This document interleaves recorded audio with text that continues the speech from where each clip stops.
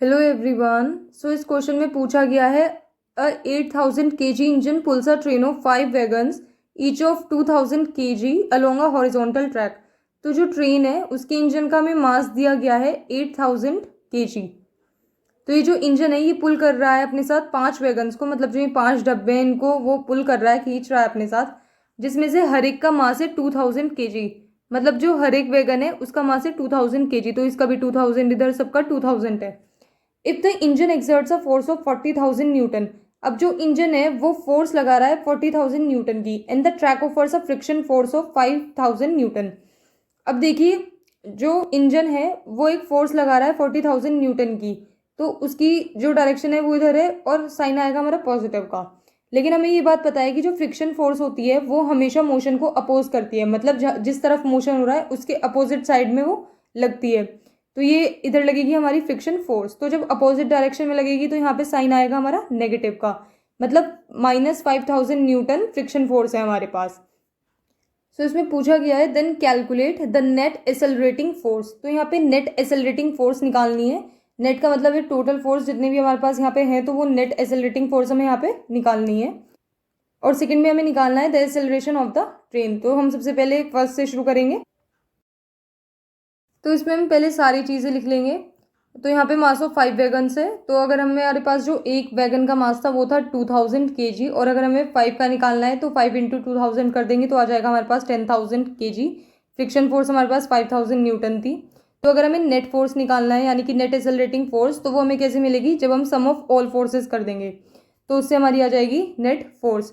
अब देखिए हमें नेट फोर्स हम लिख देंगे नेट फोर्स इक्वल्स टू जो भी इंजन ने फोर्स एक्सर्ट कर दी थी वो, उसके बाद हमारे पास फ्रिक्शन फोर्स है तो ये नेगेटिव होती है, तो हम यहाँ पे नेगेटिव साइन के साथ इसको लिखेंगे।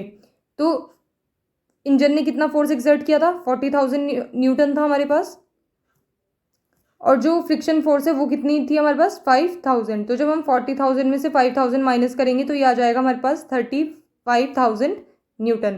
तो ये हमारी आ गई नेट फोर्स। तो अब जब भी हम आगे चीज़ें सॉल्व करेंगे, कैलकुलेशन करेंगे, तो हमें अपनी नेट फोर्स ही लेनी है, यानी कि 35,000 न्यूटन। अब हमें इसमें सेकेंड पार्ट में निकालना है the acceleration of the train. तो जब हम ट्रेन का एसेलरेशन निकालेंगे तो उसमें हम टोटल मास लेंगे ट्रेन का, तो उसमें इंजन प्लस वैगन हम दोनों का मास इंक्लूड करेंगे। अब देखिए जो हमारे पास इंजन था तो उसका खुद का मास हमारे पास था 8000 kg, और जो इन सभी वैगन्स का मास है वो है हमारे पास 10,000 kg। तो ये जो इंजन है, ये जो ट्रेन का इंजन है, ये इनको खींच रहा है, एक तरह से इनको साथ में ले रखा है, तो ये इनका मास तो खींच ही रहा है, लेकिन जो उसका खुद का मास है 8000 kg, कोई कम मास तो है नहीं, तो ये उनके साथ साथ अपने मास को भी तो एक तरह से पुल कर रहा है। तो इस पूरे सिस्टम का ही तो मास हम कंसिडर करेंगे, तो इसलिए जो मास ऑफ टोटल मास है उसमें हम इंजन प्लस वैगन दोनों का मास कंसिडर करेंगे। तो यहाँ पे आ जाएगा जो इंजन का मास था वो था 8000 kg, और जो वैगन का था वो था 10,000 kg, तो ये टोटल आ जाएगा हमारे पास 18,000 kg। अब हमें एसेलरेशन निकालना है यहाँ पे। तो एसेलरेशन के लिए हमारे पास एक और फॉर्मूला है F = ma। तो इसमें फोर्स तो हमारे पास नेट फोर्स तो हमने पहले ही निकाल लिया, तो वो हमें यहीं पे पुट करना है। उसके बाद मास हमने अभी देखा, टोटल मास जो ट्रेन का है वो है 18,000 kg, तो हम यहाँ से एसेलरेशन निकाल लेंगे। तो उसे हम एक और तरीके से लिख सकते हैं, जैसे कि A = F/m। तो F हमारा कितना आया था अभी, 35,000 न्यूटन, और जो हमारे पास मास निकला है टोटल मास वो है 18,000। तो जब हम इसको सॉल्व करेंगे तो ये 3 0 से 3 0 जाएंगी, और जब ये डिवाइड करके आएगा तो ये आएगा 1.94 मीटर पर सेकेंड स्क्वायर। एक्सेलरेशन की यूनिट होती है मीटर पर सेकेंड स्क्वायर, तो ये हमारे पास आ जाएगा। तो जो ट्रेन का एक्सेलरेशन है वो आ गया हमारे पास 1.94 मीटर पर सेकेंड स्क्वायर।